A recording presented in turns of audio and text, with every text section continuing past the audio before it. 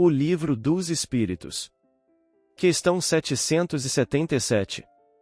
777. Tendo o homem, no estado de natureza, menos necessidades, isento se acha das tribulações que para si mesmo cria, quando num estado de maior adiantamento. Diante disso, que se deve pensar da opinião dos que consideram aquele estado como o da mais perfeita felicidade na terra? Que queres? É a felicidade do bruto.